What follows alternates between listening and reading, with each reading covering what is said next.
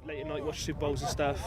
Played a lot of American football game, and just sort of stand there and thought I'd give it a go.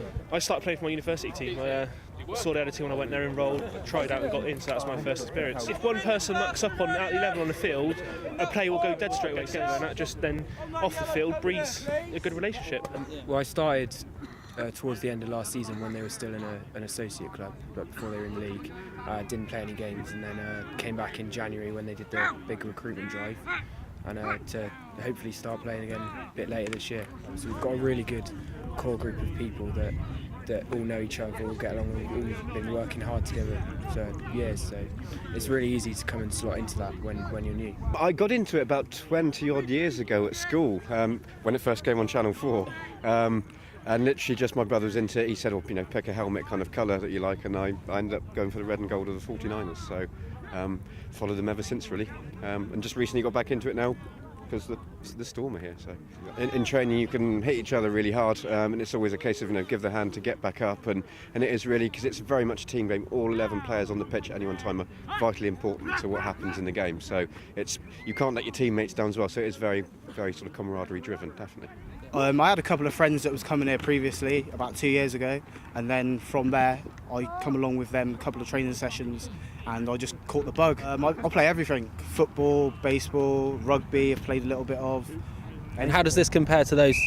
It's a bit harder. It's a bit more crash bang wallop in that sense. But yeah, I love it. Swindon Storm are one of the newer clubs that have cropped up in recent years. They were only established a few years ago, but they've gone from strength to strength. This season being admitted to the British American Football League for the very first time. One man has almost single-handedly made this happen.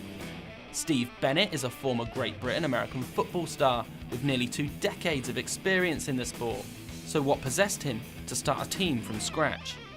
Well, it all started in 2007 when my boss at work gave me a poke in the shoulder and said, "You play this American football, right, don't you? I've got my son and his mates are obsessed with the sport. They're throwing the football around every lunchtime, coming home with torn school trousers, and they don't stop talking about it.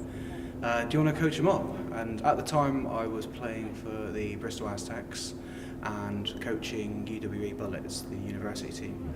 I'd also been playing for like 15 years at that point and played. So I took that experience and started the Swindon Storm. Literally booked a sports hall in Wootton Bassett, which is the little town just outside Swindon where all these kids were. Put a couple of posters up in the community centre and in the local gym and at the school. Had 30 kids turn up on the first session, all crazy for the sport, throwing the football around. We had loads of fun, and it's just gone from there basically. Steve has been instrumental in ensuring Swindon Storm are the team they are today. But what's his vision for the club? Yeah, sustainability infrastructure of the club that will help it survive. From my experience of working in other big clubs, the committee, they're the guys that make the team live for a long period of time. You can have the best coach in the world, but the day he walks out from the club, unless he's left a legacy to allow that club to continue growing, it's going to really struggle. And it would be great to see a young up-and-coming coach ideas in, and that would allow me to step back from the hands-on head coach role and let the team move on to its next generation and to see it become a sustainable product without me having to sort of do a daily grind on it basically. It's going from strength to strength. It really is because every training session we're getting better. The guys are listening to what I'm saying. I don't teach particularly complicated things. I expect every player to be able to do 3 or 4 things well. And if you can do 3 or 4 things well, we'll be a productive offence and a productive defence. And that's all we need to work on, really. So the guys are really buying into that. There's little doubt what Steve means for this football team, and the players are unanimous in praise for their head coach. He started it as a youth team a few years ago, and gradually sort of built up to where we are today, and the amount behind the scenes that a lot of people don't see. certainly sort of the admin and getting us into the league and prep and planning every training session's planned to to the nth degree, with everything in mind. So Steve's massive. He proved last week his knowledge against Bournemouth. He ran a scout D here and we were running it so when we went into the game, and it was spot on. If without his knowledge we wouldn't be anywhere near where we are now. We wouldn't be in the leagues and we wouldn't have a chance at any of the games. His commitment to the club is absolutely incredible. Like, he does so much work, like puts in so many hours of his own time, like getting us all the information we need to know, getting us like training routines and stuff for when we're at the gym, just putting so much time to making this work over the last like 4 or 5 years. So he's instrumental to this club. The amount of hours that he puts into this team is just unbelievable. It's like, if he could, he'd be out here every night with us. His missus won't let him, but yeah, he is one of the ones that lives and breathes it. Like, he bleeds football through and through. Like, if he could play now, he would be. Like, I've seen him come to training and just have a helmet on, no pads or nothing, and tackle people. Like, you don't want to have a Steve Bennett tackle put on you, trust me. It's one of the worst feelings in the world. So what kind of attributes do you need to play the game? You just need the mindset. You can come in as a clean slate, not know anything, and within a year, 2 years, you could be one of the, not the top, but you could compete at the level that we're playing at Div 2 at the moment and be fine. Any player, any size can come and play. We've got some of the smallest people on this team give the biggest hits. So. you can have any attributes because it requires big people, small people, fast people, slower people, because you've got the line who need to stop people and the backs who need to run and quick and be able to catch. So there's just about a position for everyone, really. So. You can be the fastest guy in the world, but if you don't know the playbook and run in the wrong direction, you're no use to me. I'd much rather have a guy that is not as athletic, but turns up every training session, knows the playbook inside out at the right time. And what do the players think of the accusation that it's just rugby with pads? Come give it a go. I hurt more the first time after I'd done this than I ever did playing rugby. Come and try it. It is an aggressive sport, but it's not necessarily as dangerous as it looks. We've got pads on for a reason. They're safety equipment, not weapons. So it is there to protect you. And not to dive in head first with your helmet. That's not going to do you any good. But now come and give it a go. It's the best way to find out. They might be amateurs, but the commitment shown towards this sport is something else. There's guys here that like live and breathe the sport. They'll go home later on tonight and watch game tape of this. Like, we're taping this. They'll go home and study our training video. They'll study the video of the Bristol game that we got this weekend. So there's people that live and breathe it, and they just can't get enough of it, isn't it? It is, and it's very much down to as much commitment as you can provide. I was lucky I was able to go down and scout the opponents for this Sunday's coming game, because I had the Saturday free. I was able to do it and wanted to do it.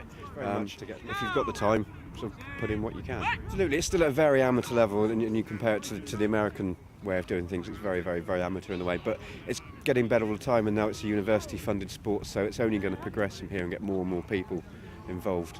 And then there's a lot of clubs around the country, so literally from right down south up into the north of Scotland, there's teams everywhere. So. There is a lot of commitment. I mean, as well as training, you've got to go to the gym a lot to keep your body fit and working, get stronger. Otherwise, it is a lot of commitment for a sport.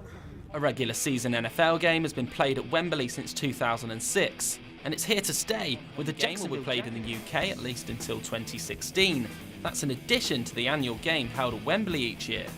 Brits certainly have the appetite for the sport, with both this season's games already sold out, and the NFL's got big plans for the sport over here. Viewing figures have risen by a staggering 154% since 2006, and there's even been talk of a franchise being established here. But not everyone's convinced. I don't think it will work. There's a big market for it over here, but I can't see it happening anytime soon, to be honest. But if there was a team in London, then yeah, I'll try to go watch games. But it's a long way for other teams to travel. Personally, I don't think they will be able to set up a home team in the UK. It's just too much effort for the away teams in the American League to come all the way over to the UK. But as like a 2-3 game spectacle, it's incredible. I think it's a possibility. The difficulty is taking one of those teams out of America, because the people that support them in America aren't going to be happy about that. So whether there's a UK team based in the UK to be able to do that, then it's a possibility. But they're having 2 games a year here anyway at Wembley, and that's going to continue for the near future. So it's only going to be more and more popular. With regards to a franchise in the UK, I think logistically it would be impossible.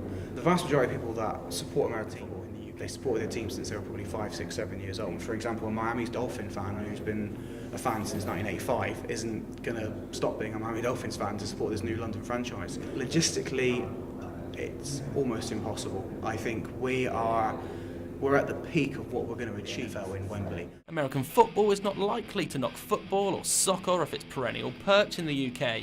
But with people like Steve Bennett around, it looks certain to continue leaving its mark here.